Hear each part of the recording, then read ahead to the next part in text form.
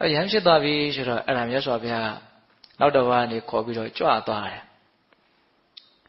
အဲ့ဒါရွှေလီကြီးရဲ့နောက်ကနေရွှေလီငယ်လေးလိုက်သွားတယ်လို့ပဲတဲ့မြတ်စွာဘုရားက32ပါးသောလက္ခဏာတော်ကြီးငယ်တို့ဖြင့်တင့်တယ်တဲ့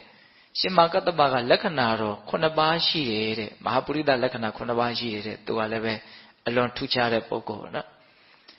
အဲ့လိုဦးဇင်းတို့ကြွသွားရင်ဒါတော်လန်ခကြီးကိုသွားနေတာ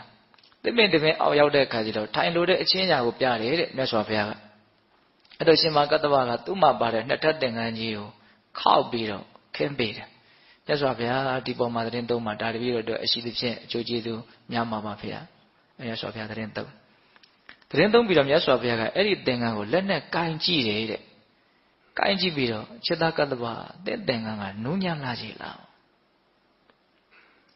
အဲ့လိုမင်းရှိတဲ့အခါကျတော့အော်မြတ်စွာဘုရားကဒီသင်္ကန်းကိုအလိုရှိတော်မူတယ်နဲ့တူတယ်အဲ့လိုဆိုမြတ်စွာဘုရားတပည့်တော်ဒီသင်္ကန်းကိုမြတ်စွာဘုရားကိုလှူပါတယ်ဗျာမြတ်စွာဘုရားသုံးဆောင်တော်မူပါအဲ့တော့မြတ်စွာဘုရားကအလှမခံဘူးလို့မရှိဘူးနော်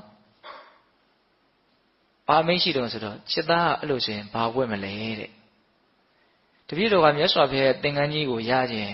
ရလို့ရှိရင်တပည့်တော်အဲ့ဒီသင်္ကန်းကြီးကိုဝတ်ပါမယ်တဲ့အဲ့တော့မြတ်စွာဘုရားကသင်္ကန်းချင်းလဲလို့တဲ့အတွက်ကြောင့်အဲ့ဒါလိုသင်္ကန်းကိုချီးမွမ်းတာအလကားချီးမွမ်းတာမဟုတ်သင်္ကန်းချင်းလဲမှာအဲ့ဒါဒီတစ်ပါးပဲရှိတယ်ဘယ်ဘုရားမှအဲ့လိုလုပ်ဖူးတာလည်းမရှိဘူးတဲ့ဟုတ်လားဘာဖြစ်လို့သင်္ကန်းချင်းလဲကျင်တာတော့မြတ်စွာဘုရားရဲ့ကိုယ်စားချီးမြှောက်ခြင်းလို့မြတ်စွာဘုရားနဲ့ထပ်တူထားခြင်းလို့နော်ရှင်သာရိပုတ္တရာရှင်မောက္ကလံကိုတော့အဲ့လိုမထားဘူးဘာဖြစ်လို့ထပ်တူထားခြင်းတာတော့မြတ်စွာဘုရားနဲ့ထပ်တူထားဖို့အတွက်ရှင်သာရိပုတ္တရာရှင်မောက္ကလံဉာဏ်အကြီးဆုံးတကုအကြီးဆုံးမထေရမြတ်ကြီးတွေရှိတယ်ရှိလာလိမ့်မယ်ဘာဖြစ်လို့မထားတာတော့မြတ်စွာဘုရားစဉ်းစားတယ်တဲ့သာရိပုတ္တရာတို့မောက္ကလံတို့ဟာငါအရှင်ပြိဋိဘံစံကြမှာခုဒီရှင်မကတ္တပကအသက်120ရှိမှာငါနောက်မှာပြိဋိဘံစံပါအဲ့လိုဆိုလို့ရှိရင်ငါပြိဋိဘံစံပြီးတဲ့နောက်မှာဒီအဆုံးမဓမ္မဝိနည်းသာသနာကိုသူဟာဆက်ပြီးတော့မတိမ်ကောမပျောက်ပြက်အောင်စောင့်ရှောက်လိမ့်မယ်သံဃာယနာတင်လိမ့်မယ်အဲ့ဒီလောက်ထိသာသနာရဲ့ကောင်းကျိုးကိုအထွတ်အထိပ်ဆောင်ရွက်မဲ့ပုဂ္ဂိုလ်ဖြစ်တယ်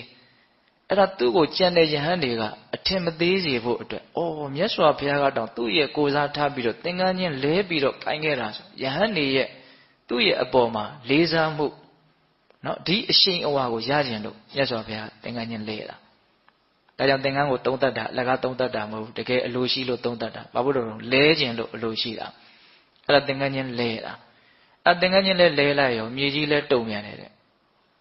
ဒီရှင်မကတ္တပနဲ့ပတ်သက်ပြီးတော့မြေကြီးကတော့ခဏခဏလှုပ်နေတာကိုတွေ့ရတယ်သူ့ရဲ့အထင်ကြီးဂုံတွေကအလွန်ကြီးမားတာ哦